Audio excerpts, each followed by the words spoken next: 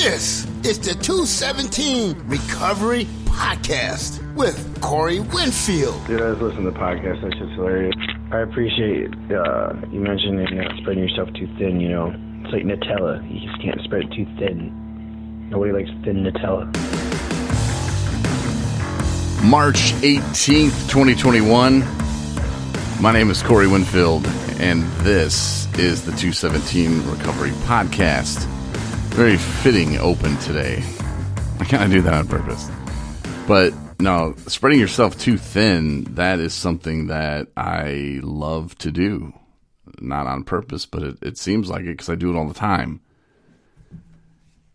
My mom actually is somebody who catches me on it a lot.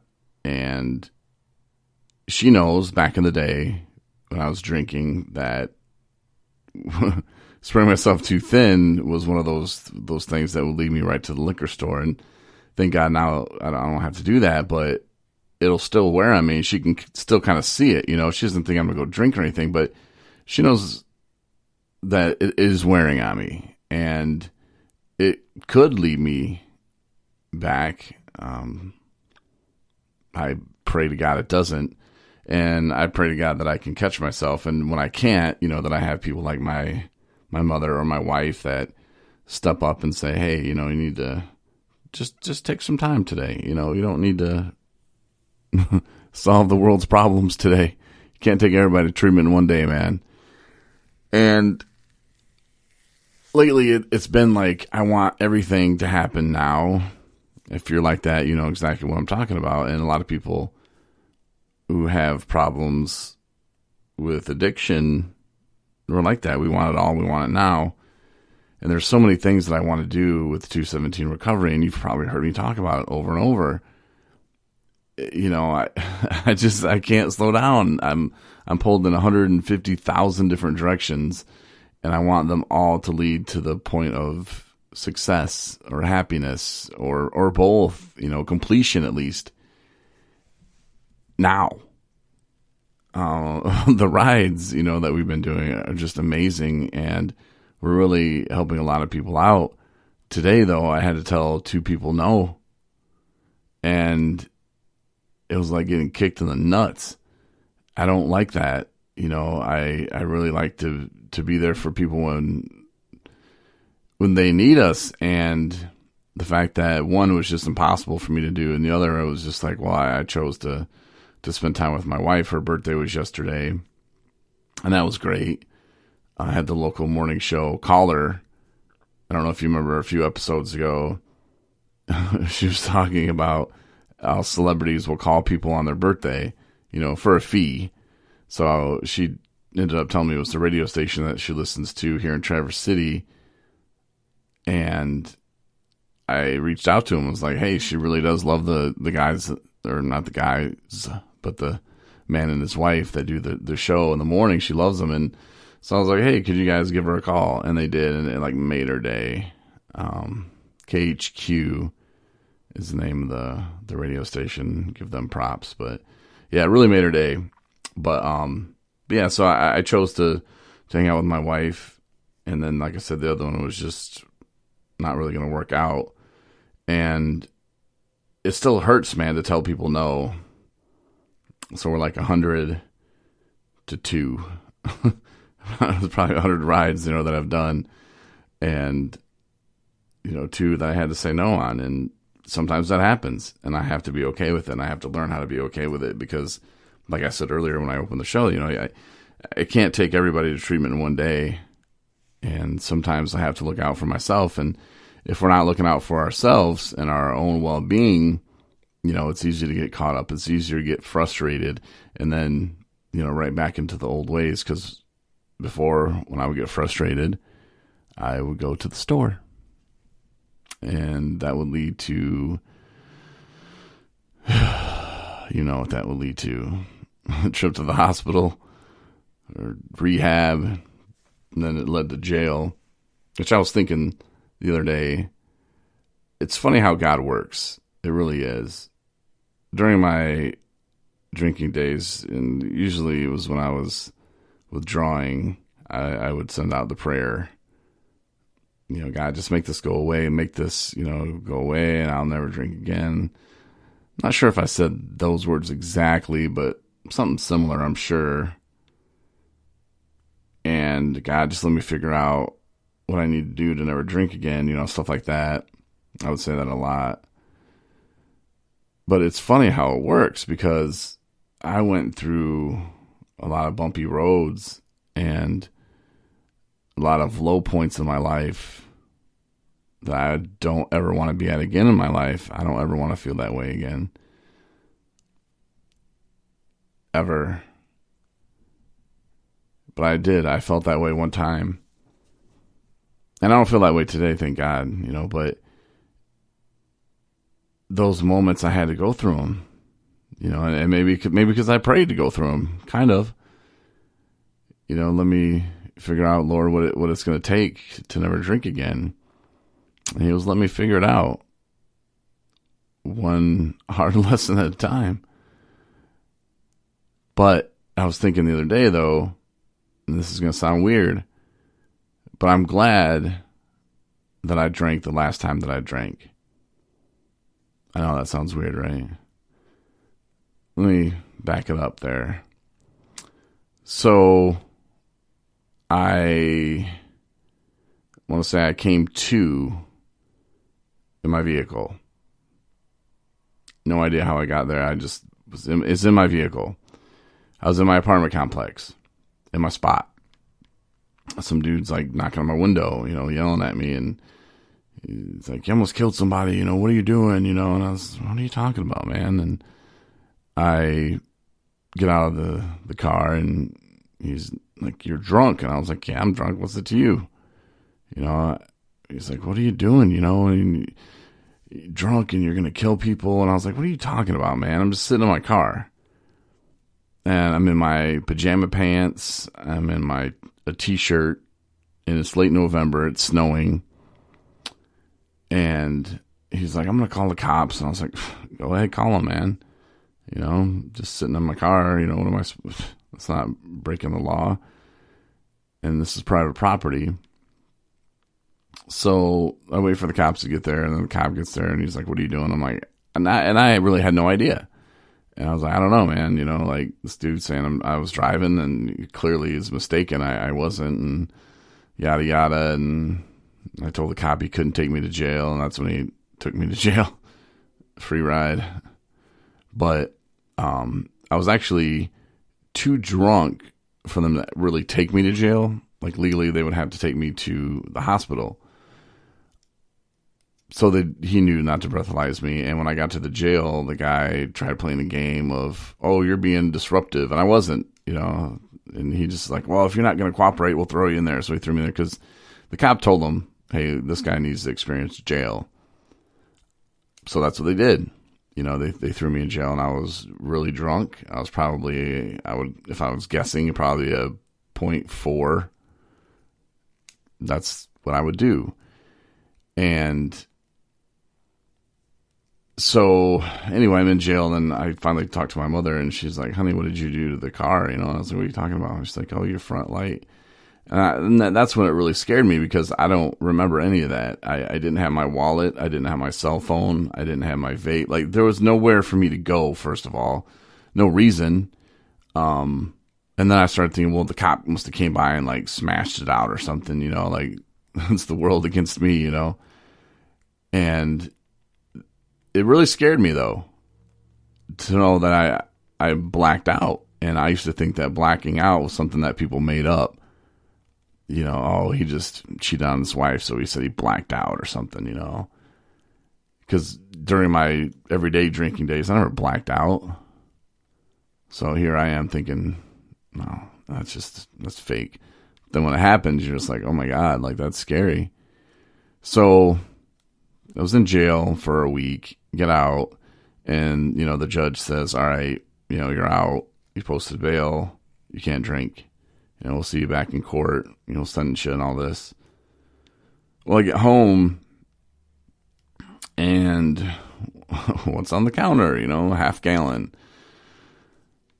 All right, let's go. So I start drinking, and I remember that was the first time that I had started hallucinating. And they would always ask me, when I was like in the hospital and stuff, have you ever hallucinated and stuff like that? And I was like, well, how would I know? And I remember thinking, well, this is what it is. This is not happening, but this is kind of weird. It was the Brady Bunch was in my living room, which I thought was kind of cool, like, wow, the Brady Bunch is in my living room. And I know this isn't really happening, but this is crazy. And that's really the last thing I remember. I remember it was like a Thursday. It was like a Friday. It was right before the weekend. And I wake up in my bed, and I was getting a message from my mother asking me when I was going to pay my rent. And I told her I was going to pay it on Monday. And she wrote back and said, honey, it's Wednesday. And I felt like I had been run over by a truck. I kind of turned and I kind of looked around the room, and I noticed there was all kinds of half-gallon bottles empty on the floor. And I just remember thinking, well, what happened? What happened to Saturday and Sunday and Monday and Tuesday, I don't remember anything. And I saw there was a hole in the wall from the bedroom door, like the handle, the knob or whatever, it went through the drywall. So apparently I had kind of stumbled into the door at some point. And I go to the kitchen, and it's just a wreck. I don't know what the hell I was trying to make. There was like hot cocoa mix out, like poured in like I had like a plastic bowl. Like maybe I was trying to make, I don't know, brownies or something. There was a block of cream cheese just sitting there. I'm glad I didn't turn the oven on. Who knows, what would have happened. And I started, I was withdrawing big time. I tried drinking Kool-Aid. My mom, said, hey, you've been drinking, but just please don't drink anymore. And I told her, okay, I won't. And a few hours later, I'm up and down, puking and shaking, and the only way to stop it is to go get more, So I go get more. And it took me half of the half gallon, so about a fifth, just to get that feeling of, okay, I can breathe now. The first couple swigs I had to I puked up, and then had to try to keep it in, it was horrible. And the fact that it took that much just to even me out to where I wasn't shaking anymore, it's crazy. And my mom was a little bit worried, so she called the ambulance and said, well, he's got to go to the hospital. The police heard that and said, no, he's not supposed to be drinking at all. Let's go pay Mr. Winfield to visit. They come, and I wouldn't let him in. And my stepfather had a key. He lets him in, and I was like, damn it. And so he was like, all right, well, you got to go to jail. And then he breathalyzed me, and he's like, oh, Jesus, he's not going to jail. No, we got to take him to the hospital. So they took me to the hospital, and I think it was like 0.53 or something like that. And the cop, she was just like, oh my God, how are you talking? She's like, I've never seen this before. I've never seen anyone blow so high. And you're talking. And I was like, yeah, I'm not proud of that, but yeah, that's kind of what happens. And so the doctor comes in and asks the cop, because they handcuffed me to the bed, because she's like, oh, he's got to go to jail after this. And the cop's like, well, he's going to be here for a while. You're going to stay here for a day while he, comes down. And she's like, no, he'll be in court in a couple days, and they'll figure out what to do with him then. And so when I went back to court, they sentenced me for another 7 days in jail. And then I was to appear again after that for my sentencing. And when I was in jail, that's when I prayed, God, please let this be the last time that I ever drink. And so far, knock on wood and pray to God, that's been true. And, the fact that I had to go through all that, and then I got out and I was on tether, alcohol tether. up until my court date. This is like a little like over a week, I think, week and a half maybe.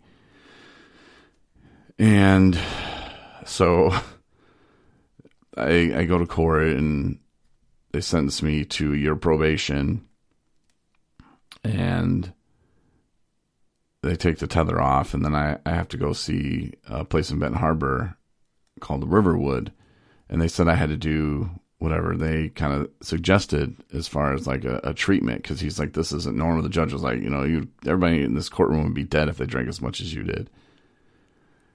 He said, that's a problem. That's scary. So he, said that you need some kind of treatment. And I don't think I told him. I've already been a million times, I don't think I said that. I was just like, yes, sir. So I go to Riverwood where they know me. I completed like the outpatient program like twice, which was like 48 sessions, 3 times a week for 3 hours. I already did that, So my therapist, Pana, great guy, he was just like, Corey, you need to go long term. I was like, what do you mean, like for like a couple more weeks? And he's like, no, long term, like 90 days to a year. And I heard that year and I was like, well, I'm only on probation for a year.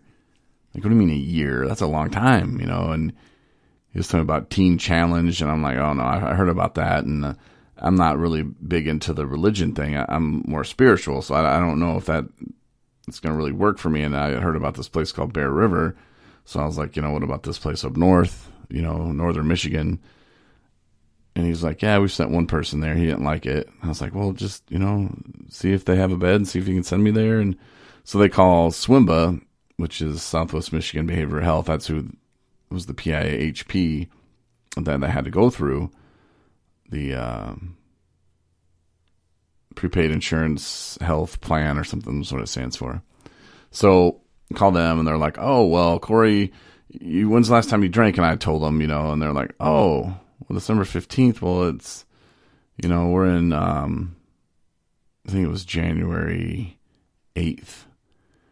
And they're like, oh, well, you've been sober almost a month, like, I don't think you really need to go away for long-term, inpatient treatment. And Pana was like, oh, yes, he does. Corey, why don't you tell him how you did it? And I was like, okay, well, see, I went to jail and I got out on a drink. I went back to jail for a week. I got out. They put me on tether and I've been on that ever since. And I just got the tether off yesterday when I went to court. And the lady was like, oh, so he does need that inpatient then. I was like, yes, I do. So that's when they sent me up north. And, from there, going to the treatment place, it was okay back then. There were some people who cared that really made a difference that changed everything. But that place is such a revolving door with people. It's really hard to kind of latch on to anybody now. They're more concerned about being the biggest or whatever than actually the best.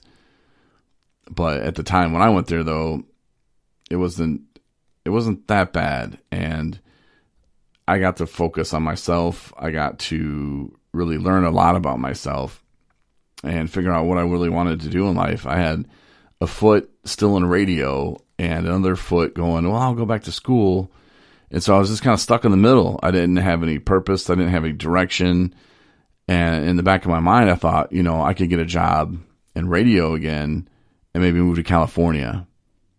Out in California, nobody knows me. They don't know that, I almost died from drinking. They don't know that I have these problems with alcohol. So maybe I'll just smoke pot out there. I can drink again too.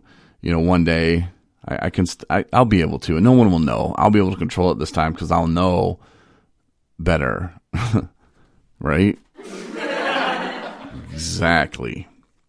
So still keeping that in the back of my mind and not really any direction or any future, no purpose, nothing.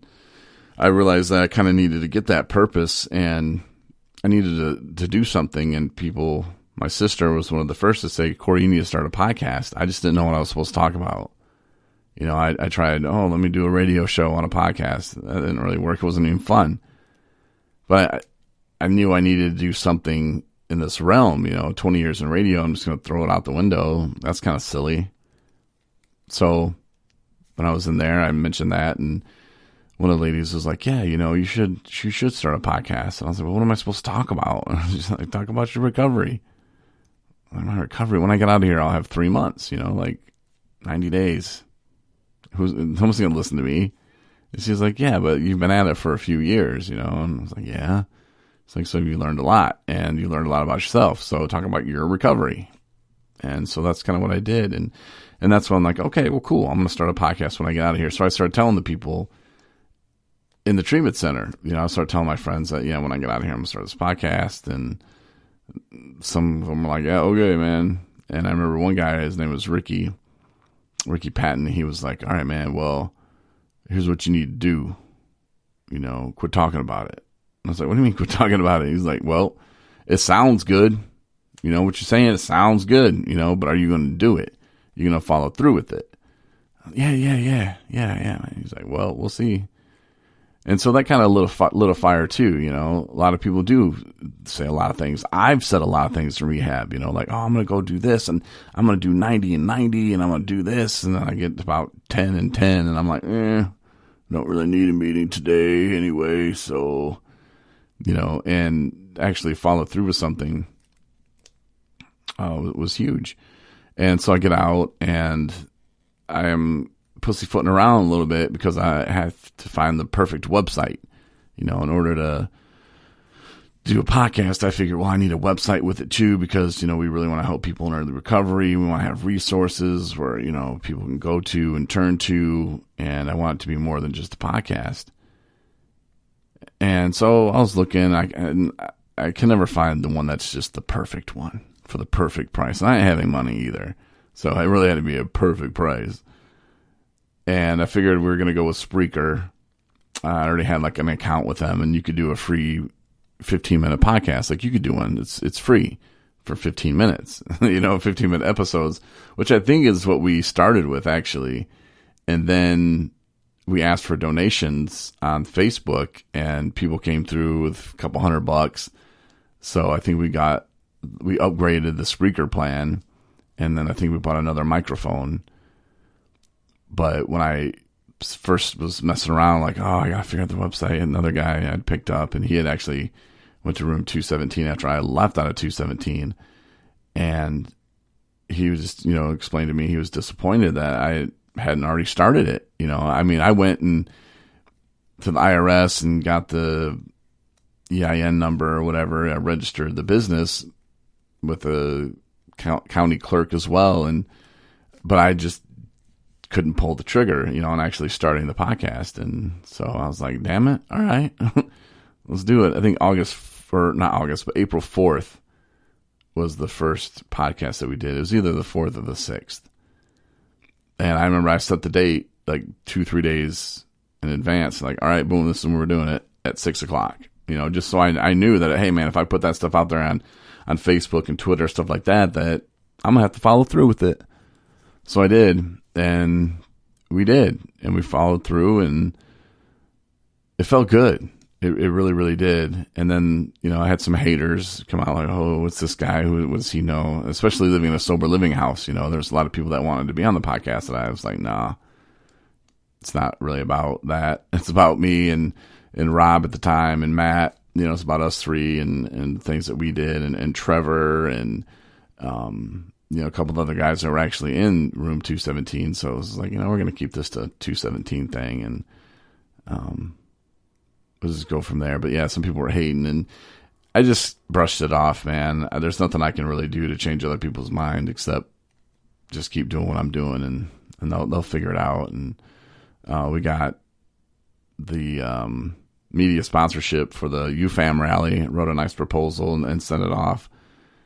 And that shocked a lot of people. They're like, what? I'm like, yeah, we're going to be there, So we bought a tent, and we had banners, and people thought we were a radio station when we showed up there. And it was really impressive. After only being established a month, and here we are, doing something kind of big. And in the state of Michigan, it was kind of a big deal. It's a big recovery rally. They do it in Lansing. It's the capital of Michigan here, and right on the Capitol building lawn. Here's a bunch of people in recovery saying, hey, we matter and we vote. What's going on? Why don't you guys change some policies? So it was a big deal. And all of that, plus where I'm at now, and being married, I wouldn't have met my wife. Like, if I didn't drink that last time, this is all going back to that. If you're still with me, that's what I was talking about. Is I'm glad I drank that last time, because if I wouldn't have drank, as bad as it was for me to go back to jail and to have everybody look down on me and point their fingers and no, that was horrible. How could you? You were just in jail and now you're back at your house drinking. This is insane. But if I didn't drink that time, they wouldn't have sent me to inpatient. They would have just said, all right, well, you can stay in Benton Harbor doing outpatient at Riverwood, and you got a year probation probably, and none of this would have happened. I wouldn't have went to Bear River. I wouldn't have started 217 recovery. I wouldn't have met the great people that I've met. I wouldn't be married. Like all of that. And as crazy as it may sound, I'm glad I drank that last time. I got to actually spend some time in jail with Jesus, by myself, because I made a remark about Aaron Hernandez, because the lady asked me how I was feeling, and I told her I wasn't going to Aaron Hernandez myself, and she didn't know what that meant, so she looked up Aaron Hernandez, and she had seen that he had killed himself in jail, so they put me in the Bam Bam suit and had me in a cell by myself, which, again, had to happen for me to have some time, to pray. And like I said earlier, to ask God, to please let that be the last time I ever drink. And I think there's a lot to be said in how you ask for things when you're praying. Before, I would just get me out of this. Like, oh, I'll never. I don't think I ever said, I'll never drink again. God, please just get me out of this. But Lord, please, let me figure this stuff out. I remember I did pray that. And to change it to just more direct, like, God, please let that be the last time. Please, Lord, let that be the last time I ever drink. And to this day, it has been. And I didn't drink today. I got a lot of stuff going on tomorrow. So I'm not going to schedule drinking in tomorrow. And I have no plans to drink, and I was talking to somebody about this today, that when I went to sober living, one of the great things about the place that I went to is we had to do at least 5 AA, NA meetings a week, so I got into that routine, and that was like maybe 2 times. I only hit 5, and I was pretty busy. So, we went to at least 7 or 8 a week. It's just kind of what we did. I'd get up, go to work, come home, let's hit a meeting, grab some dinner, do some fun stuff, and come home, do a podcast, go to bed, call it good. And I got so used to going to these meetings and using them as free therapy sessions that, that's what I do now. And it's crazy, even like if I have an argument or if my wife disagrees with me or something, or we have whatever, I'm like, all right, well, I need to go hit a meeting. Back in the day, it would be like, well, I'm going to the store. But it doesn't even cross my mind. What crosses my mind is I need to go to a meeting. I don't like the way I'm feeling. I need to get this off my chest, and I've been slacking on therapists. I tell people to get a therapist, and I really recommend that for early recovery. And just for everybody in general, it does help to get stuff off your chest sometimes, and especially if you're not hitting meetings like you once were, and that's kind of where I'm at now. And, going back to wearing myself thin, these are things that I have to do for myself, and then I have to notice. And when I don't notice, other people like my mother, like my wife, like my friends, can point that out to me, like, hey man, like, you're just going. Like, you got to put the brakes on for a minute and just stop. Just breathe. And sometimes maybe it's because I'm uncomfortable.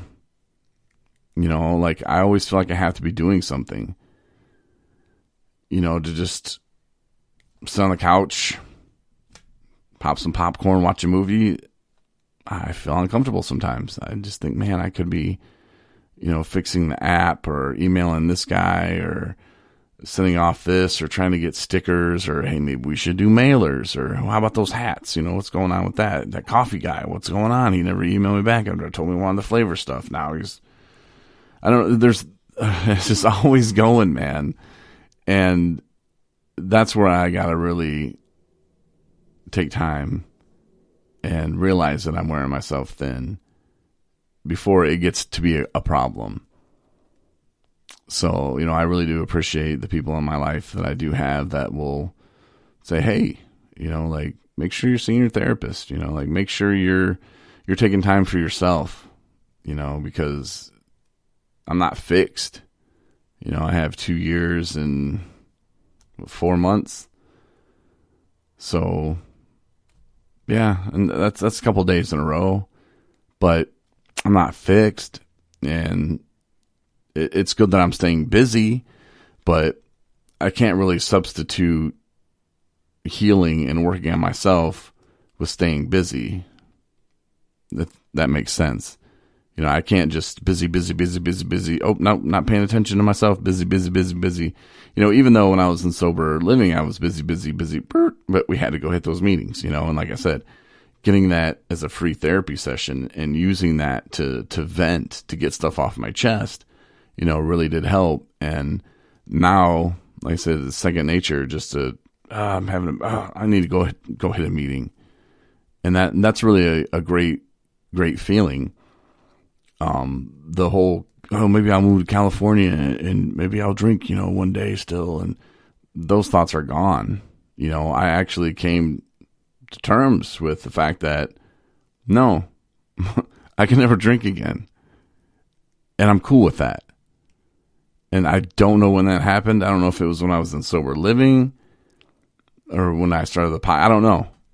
I don't know when that was, if it actually happened in treatment, but I did come to terms with it and I was okay with it. And before I never was okay with it, I just thought, well, I'll be able to drink again one day.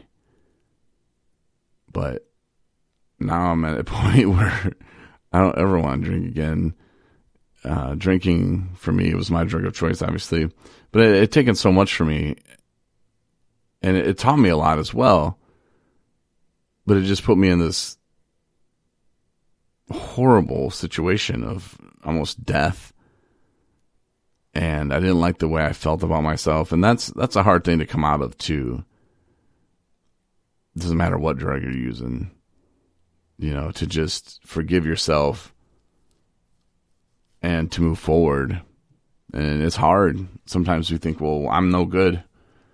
I don't know how many times I told the nurses when I was in the hospital, like, I just wish I would die. Give me something that would make me fall asleep and never wake up again. I just didn't like myself.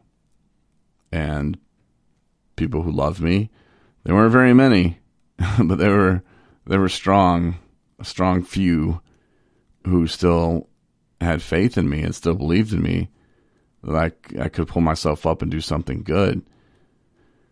And, some people will listen to this podcast and take something from it, and maybe you'll understand that you have a purpose. Or, maybe you'll find yourself kind of straddling two different positions, being stuck like I was, and pull yourself out. And I really hope you do. Others might listen and be like, yeah, Corey, cool story, man.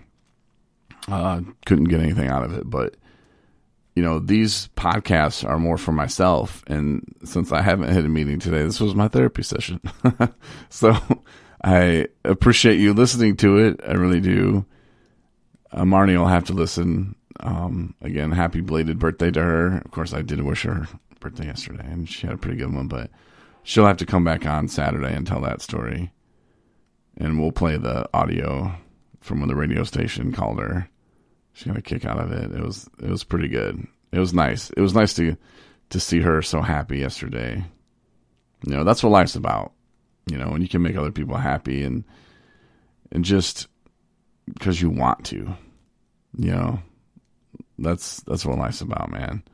Love is a big part of it.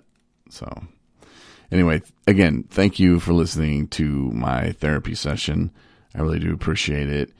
The resources that I mentioned earlier in the podcast, we still have those. There's a ton of them, especially if you're in Michigan.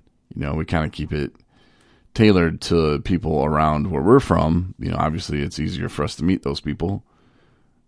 But if there's something similar, like a lot of them, you know, you can look up by state. Like if you go to 217recovery.com resources, and then you're, say, clicking on housing or help, there's like help for women, you know, and men. You can search by state once you click the links on those. So feel free, 217recovery.com. We're going to start. I'm not going to start. I already told you, too thin. But Justin, who was on the podcast the other day, he's going to start doing Zoom meetings twice a week.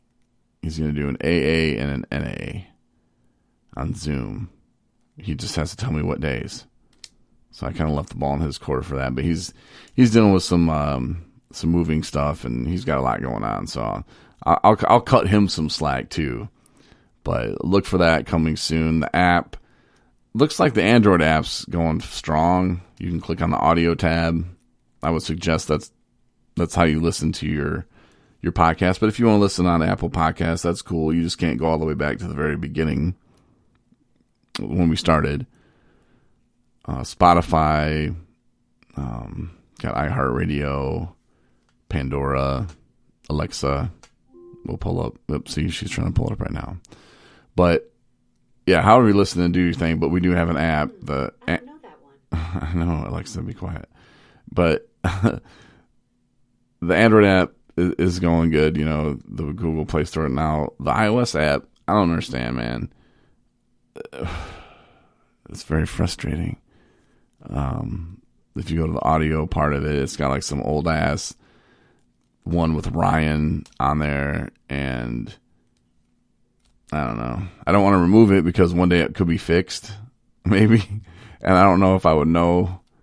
So I just keep it there and then look at it every few days and go, nope, still not fixed. And I've let these people know like what's going on. It's always asking me, turn on my location services. It's really a pain in the ass. And then the other day I was asking them, hey, can you fix this again? I've been trying to get you guys to do this for 2 months. And the dude's going to hit me up with, oh, you should upgrade your plan. No, this is not a time to sell me a car, bro. Like, if I bought a car from a place and then it kept having problems, I took it back every week, I was like, man, this thing sucks. And then the car salesman comes out and was like, hey, man, you want to buy another car? You want? No, I don't want to buy another car from you people. You sold me this piece of crap. No. That's kind of what they did. Yeah, I have an app that sucks and you want me to spend more money with you? I think you're confused how this works. How about you fix it? And then when it's done, we might think about re-upping with you, but at this point, nah. But in the meantime, 217 Recovery, you can search that in your app stores and feel free. Yeah, it's cool. You get a notification when we finish podcasts and stuff like that. So it could be easier for you. But just thanks for listening. Have a good night. And Mario will be back on Saturday. Maybe she'll go solo, but she'll talk about her birthday and turning 29 again. All right. Thanks for listening. Talk to you Saturday. Stay sober.